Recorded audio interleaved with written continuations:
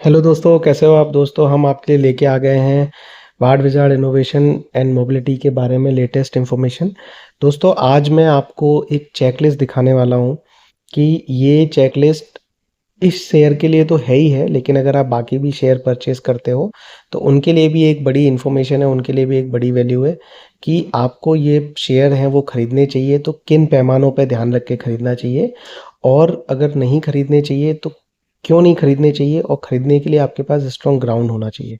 तो दोस्तों देखिए कि मैं आपको दिखा रहा हूँ कि ये एक चेकलिस्ट है, और ये चेकलिस्ट दोस्तों आप देखिएगा। अभी देखिए कि जो इसकी रैंकिंग है दोस्तों वो लो है, 3 पॉजिटिव हैं, 19 नेगेटिव हैं।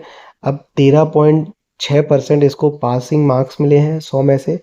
45 से कम जो होते हैं तो बिल्कुल ही बेकार है, और 45 से 55 तक एक तरीके से सेकंड डिवीज़न है।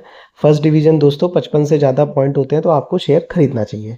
तो दोस्तों अब ये शेयर में मैं आपको जस्ट बताता हूँ।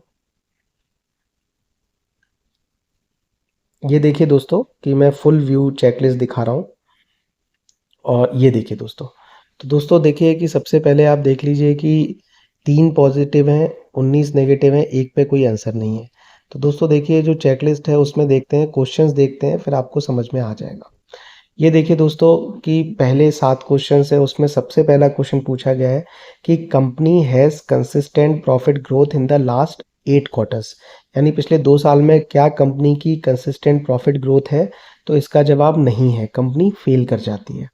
दूसरा सवाल है दोस्तों कि company has seen consistent sales growth in the last 8 quarter, क्या कंपनी की पिछले आखिरी 8 क्वार्टर में यानी 2 साल में कंसिस्टेंट सेल हुई है। तो यहाँ पर भी कंपनी फेल कर जाती है, कंपनी के पास नहीं हुई है कंसिस्टेंट ग्रोथ। अगला पॉइंट है दोस्तों, सवाल है कि company has high durability score, तो कंपनी का ड्यूरेबिलिटी स्कोर भी नहीं है, तो यहाँ भी कंपनी फेल कर जाती है। फिर अगला दोस्तों की कंपनी के पास हाई पेट्रोस की स्कोर है, तो वो भी नहीं है दोस्तों, कंपनी फेल कर जाती है। कंपनी के पास लो डेट है, उधारी कम है, ऐसा नहीं है दोस्तों, कंपनी फेल कर जाती है। अगला सवाल है दोस्तों कि शेयर होल्डर वैल्यू कंपनी है स्ट्रॉन्ग आरओई, कंपनी के पास स्ट्रॉन्ग आरओई है, तो ऐसा भी नहीं है, कंपनी फेल कर जाती है।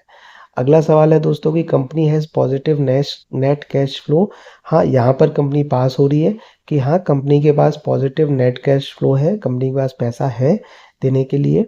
अगला सवाल है दोस्तों कि company is generating increasing cash from operations, कि कंपनी ऑपरेशन से कैश जनरेट कर रही है, तो नहीं है ये, तो यहाँ पर भी कंपनी फेल कर जाती है।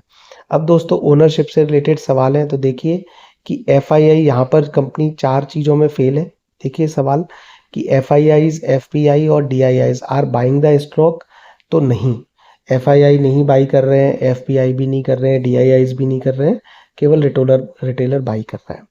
अब देखिए अगला सवाल है कि promoter are buying the stock और ओनरशिप इज स्टेबल। नहीं, ये तो सबसे बड़ा एक ब्लंडर है कि ओनरशिप तो प्रमोटर खरीदने की बजाय बेच और रहा है। अगला पॉइंट है दोस्तों कि promoter pledge is low but not increasing, ऐसा भी नहीं है, प्रमोटर की जो प्लेज है वो इंक्रीज होती जा रही है। Insiders have not sold stock in the past 3 month, ऐसा भी नहीं है, इनसाइडर्स ने तो स्टॉक बेचे ही हैं। तो दोस्तों इसी वीडियो को मैं आगे कंटिन्यू करूंगा, अब अगले सवालों के साथ आपके पास फिर से आएंगे। तब तक आप हमारे साथ बने रहिए, खुश रहिए, आगे बढ़ते रहिए। All the best.